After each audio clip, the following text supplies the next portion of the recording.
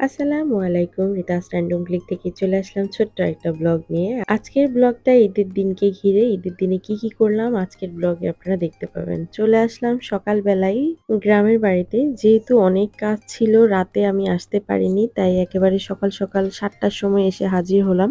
আসার পরেই বাচ্চারা চলে গিয়েছিল নামাজে। নামাজ শেষ করে এসেই আসলে সবাই কোরবানির গরু জবাইয়ের জন্য দৌড়াদৌড়ি করছিল। তো এবার আমাদের ২ টা গরু কোরবানি হয়েছে। ১ম গরুটা জবাইয়ের জন্য অলরেডি নিয়ে গিয়েছে। এই সময়টা আসলে খুব কষ্টের গরু জবাই করাটা। এটা আমি একেবারেই দেখতে পারি না। আমার কাছে অনেক কষ্ট লাগে তাই সরে এসেছিলাম। এরপরে আসলে দেখছিলাম যে ২য় গরুটাও আসলে বের করে নিচ্ছে গরুর ঘর থেকে।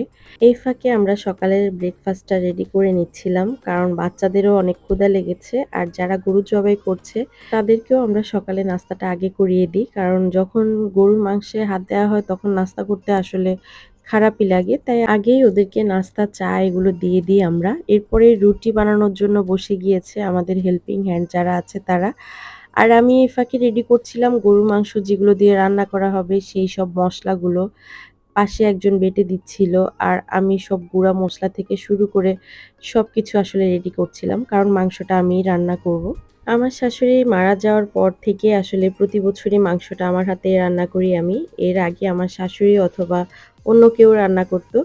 তো আমরা ঈদের দিনে এরকম বড় একটা পাতিলের মধ্যে ইট দিয়ে আসলে গরুর মাংসটা রান্না করি। যেহেতু অনেকগুলো মাংস রান্না করা হয়।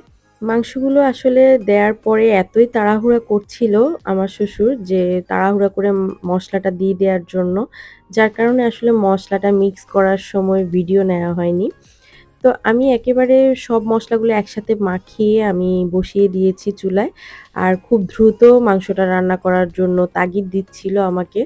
কারণ সবারই মোটামুটি ক্ষুধা পেয়ে গেছে। আমার মনে হয় যে মাংস কাটাকাটি করতে গেলেই উনাদের ক্ষুধাটা আরো বেড়ে যায়।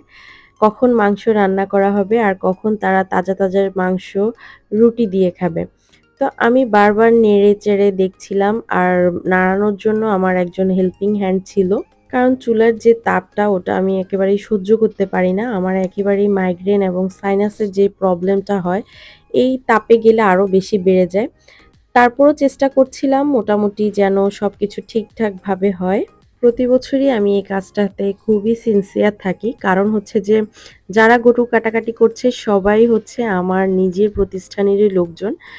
ওদেরকে বছরে একবার আমি আমার বাড়িতে আনতে পারি। আর এইজন্যই আসলে খুব ভালোভাবে যেন তাদের আপ্যায়নটা হয় সেদিকে আমি একটু খেয়াল রাখি। যদিও পুরোপুরি প্রপারলি আমি আপ্যায়ন করতে পারি না। যেহেতু এটা গ্রামের বাড়ি আর যৌথ ফ্যামিলি তাই আপ্যায়নটা প্রপারলি আমি না করতে পারলেও আমি চেষ্টা করি যেন আমার স্টাফরা অসন্তুষ্ট না হয়। তো আমি ওদেরকে আসলে খাবারটা বেড়ে দিচ্ছিলাম ফার্স্টেই। কারণ আমার ১ম মেহমান হচ্ছে ওরা। এরপরে হচ্ছে অন্য লোকজন। যেহেতু এবারের ঈদেও আমার হাসব্যান্ড আমার সাথে নেই, তাই আমি একাই এক হাতে সবকিছু করতে হচ্ছে। আর বেশিরভাগ সময়ে ও রোজার ঈদে অথবা কোরবানির ঈদে থাকে না আমাদের সাথে, ও সফরে চলে যায়। এরপরেই আসলে আমি এবার ঈদে বেশিক্ষণ গ্রামের বাড়িতে স্টে করতে পারিনি। চলে এসেছিলাম আমার কারখানায়। কারণ ঈদের প্রচুর চাপ ছিল আর আমি এদিকেও মেইনটেইন করতে হবে। তাই ঈদটা কোনরকম সেরেই চলে আসলাম কারখানাতে যে সবকিছু ঠিকঠাকভাবে যাচ্ছে কিনা। এসেই দেখলাম আসলে মাশাআল্লাহ সবগুলো ঠিকঠাকভাবে আমার স্টাফরা করে ফেলছিল।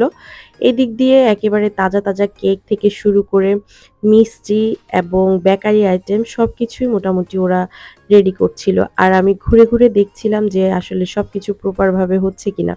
বিজনেসটা আসলে এমন একটা পর্যায়ে চলে গিয়েছে যে ঈদের আগেও আমাকে ঝামেলায় থাকতে হয়, ঈদের পরেও থাকতে হয়। কারণ হচ্ছে যে বুটিক্সের যে বিজনেসটা ওটা ঈদের আগে হয় আর হচ্ছে ঈদের পরের সময়টা আসলে ফুড বিজনেসের একটু ঝামেলায় থাকে। আমি আমার অফিস রুমে বসে একটু রেস্ট নিচ্ছিলাম। কারণ অলরেডি সকাল ৭টা থেকে আমার ডিউটি শুরু হয়ে গিয়েছিল। বাড়িতে গিয়েছিলাম। এরপরে এসে এগুলো দেখাশোনা করছি। আবার এরপরে চলে যেতে হবে শোরুমগুলোতে, শোরুম ভিজিট করার জন্য। কারণ সবগুলো শোরুমে ফ্রেশ মাল গিয়েছে কিনা, সবকিছু ঠিকঠাকভাবে আছে কিনা, সবকিছু আসলে দেখাশোনা করতে হয়।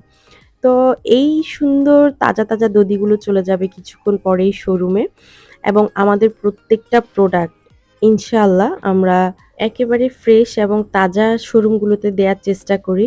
যদিও এই আইটেমগুলো সবগুলোই দুধ এবং ছানা দিয়ে তৈরি করা। যার জন্য একেবারে গ্যারান্টি দিয়ে আসলে সেল করা যায় না। কারণ প্রচুর গরম পড়ছে আমাদের ইদানিং এবং আমাদের ইলেকট্রিসিটিও কিন্তু খুব বেশি আপ ডাউন করছে। তাই শোরুমে ২-১ টা মাল হয়তোবা কমপ্লেইন থাকতেই পারে। আর যাদের প্রোডাক্টে কমপ্লেইন আছে তারা সরাসরি আসলে আমাদের শোরুমগুলোতে যোগাযোগ করবেন। এই মিষ্টিগুলো বাচ্চাদের অনেক পছন্দের। এগুলোকে বেবি সুইট বলা হয়। আমারও দেখতে খুবই সুন্দর লাগে এবং খেতেও ভালো লাগে। যেহেতু এগুলো ছোট, ছোট আইটেম। এরপরেই দেখলাম যে কারিগররা খুবই দক্ষ হাতে মিষ্টিগুলা ভেজে নিচ্ছিল। কারণ ঈদের দিন বিকেলবেলা এই তাজা মিষ্টিগুলোই আসলে চলে যাবে শোরুমগুলোতে।